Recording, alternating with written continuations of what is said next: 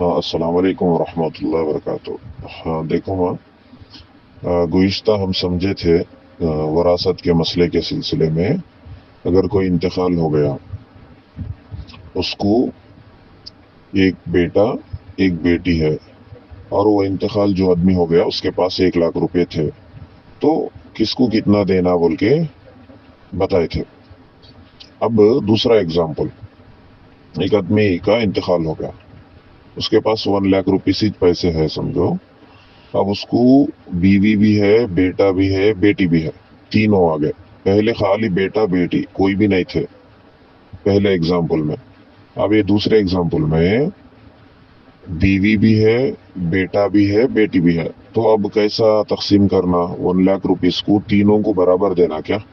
تینوں کو برابر دیے تو 33 پلس آتا، ویسا دینا یا کیسا ڈیوائڈ کرنا؟ تو قرآن کیا بولتا ہے اس کے بارے میں؟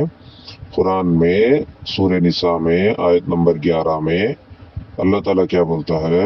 جو انتقال کر گیا نا، اس کا مال جتنا بھی ہے، اگر اس کی بیوی ہے، اس کا بیٹا ہے، بیٹی ہے، تو پھر اس کے مال میں سے 8واں حصہ، اس کے مال میں سے 8واں حصہ بیوی کو دینا۔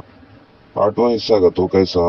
1,00,000 کو 8 سے ڈیوائڈ کرنا، ڈیوائڈ کرے تو کتنا آتا؟ 12,500 آتا، 12,500۔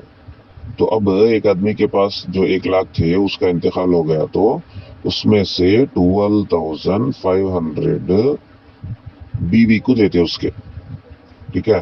اب جتنا مال بچتا نا 85,000، اس کو 3 حصے کر کے ایک حصہ بیٹی کو دیتے، 2 حصے بیٹے کو دیتے، ٹھیک ہے؟ تو 85,000 کو 3 میں ڈیوائڈ کرے تو ایک حصہ کتنے کا بنتا؟ وہ بیٹی کو، پھر اس کو ڈبل کرے تو جتنا بنتا وہ بیٹے کو۔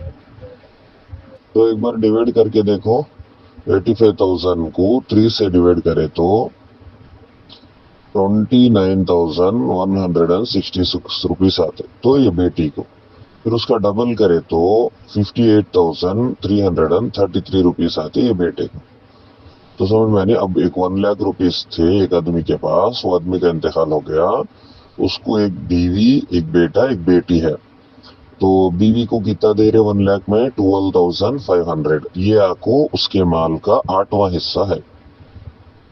اس کے بعد بیٹی کو کتنا دے رہے؟ 29,166 روپیز دے رہے۔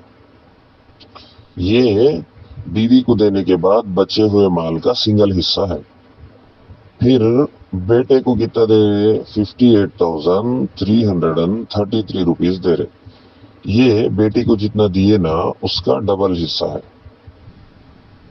اب اس میں پھر وہی سوال ہوتا، اس میں ناانصافی ہے کیا بیوی کے ساتھ؟ بیوی کو کم مل رہا نا، بیٹی کو بھی کم مل رہا، بیٹے کو زیادہ مل رہا، ناانصافی ہے کیا؟ کہ تو نہیں، کیونکہ ہم اس کی وجہ پہلے بھی بیان کر چکے نا۔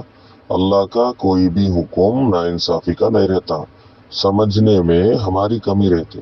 تو اللہ یہاں پہ بیٹی کو کتنا دے رہا، بیوی کو کتنا دے رہا، کیوں کم ہو گیا ان کو بیٹے کے مقابلے میں؟ بولے تو اس کی وجہ اس سے پہلے بھی ہمارے سامنے آئی تھی، تو اس کو سمجھنا۔